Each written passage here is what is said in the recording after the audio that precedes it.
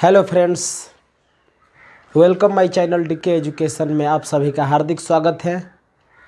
तो आज के इस वीडियो में हम पढ़ेंगे प्रत्यावर्ती धारा परिपथ में शक्ति का व्यंजक प्राप्त करें। जो प्रत्यावर्ती धारा परिपथ होता है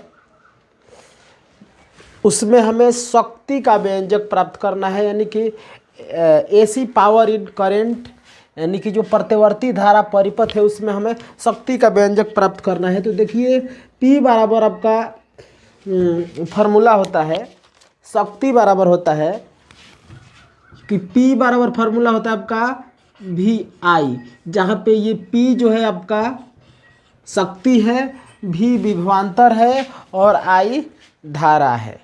शक्ति बराबर आपका एक फार्मूला होता है P बराबर VI।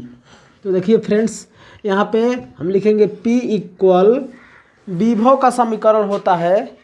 विभव का समीकरण हम बताए हैं पिछले वीडियो में, V naught sine omega t I into I naught धारा का समीकरण होता है I का I naught sine omega t minus phi.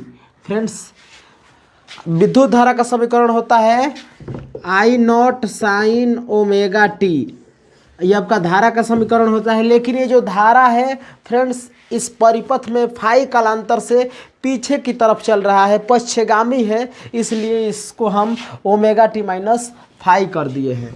तो देखिए आगे अब हम क्या करते हैं, ये जो हमारा RHS है फ्रेंड्स, यहाँ पर देखिए एक फार्मूला, इसको हम इस तरह से लिखते हैं P बराबर, इसको हम लिखेंगे V naught I naught sine omega t into I naught sine omega t minus phi. देखिए फ्रेंड्स, RHS, ये जो हमारा RHS है, RHS में 2 से गुणा एवं भाग करने पर,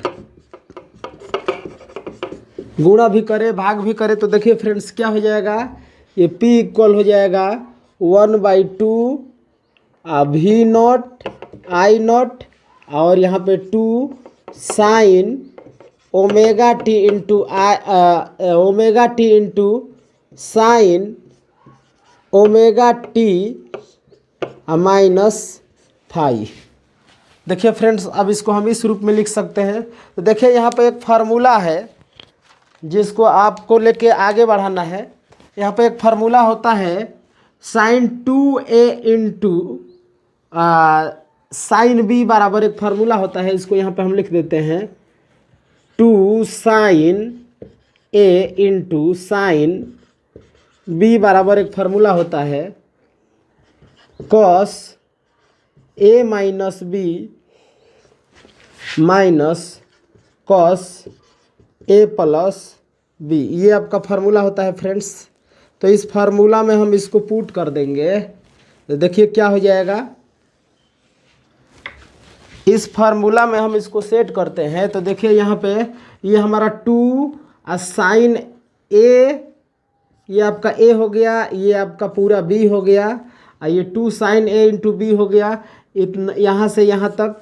तो हम इसको इस फार्मूला में चेंज करेंगे, तो देखिए क्या हो जाएगा, तो हमें मिलेगा, इसको आगे बढ़ाएंगे तो P equal 1/2 V naught I not cos A minus B करना है फ्रेंड्स, तो हो गया omega t minus omega T. देखिए माइनस में लिखना है तो ये माइनस से अंदर गुणा कराएंगे तो ये प्लस हो जाएगा, plus phi into sorry minus हो जाएगा minus cos A plus B लिखना है फ्रेंड्स, तो लिखेंगे omega t plus omega t minus phi.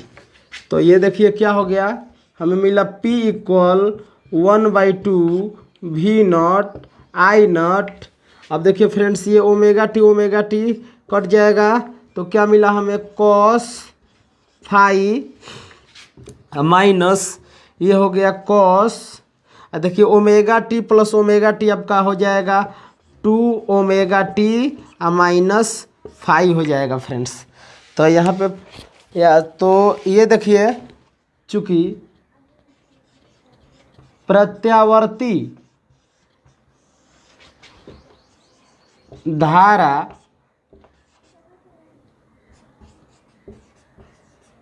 परिपथ के लिए cos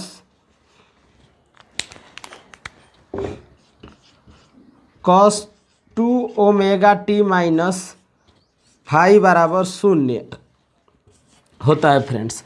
प्रत्यावर्ती धारा परिपथ के लिए फ्रेंड्स cos 2ωt माइनस 5 का मान जो होता है 0 होता है। तो इसको हम यदि इतना के जगह पे cos 2ωt माइनस 5 के जगह पर हम 0 पुट करते हैं तो देखिए क्या हो जाएगा। यहाँ से हमें मिलेगा, ये देखिए, इसको हम लिखेंगे P equal 1/2 V0 I0 cos 5। देखिए फ्रेंड्स माइनस ये पूरा वैल्यू 0 है तो यहाँ पे हम 0 रख दिए। तो फ्रेंड्स देखिए इसको हम लिखेंगे P इक्वल, देखिए फ्रेंड्स इसको हम इस तरह से √2 गुणे √2 को √4 और इसको हम इस तरह से लिख सकते हैं √4 इक्वल 2।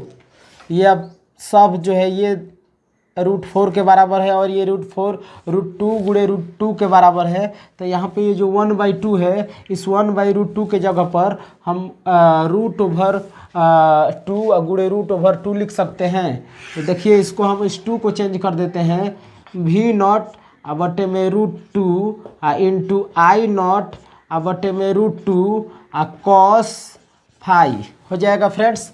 अब देखिए √2 और √2 में गुणा कराएंगे तो √4 और √4 का वर्गमूल निकलेगा आपका 2। तो सेम आ गया तो कोई दिक्कत नहीं।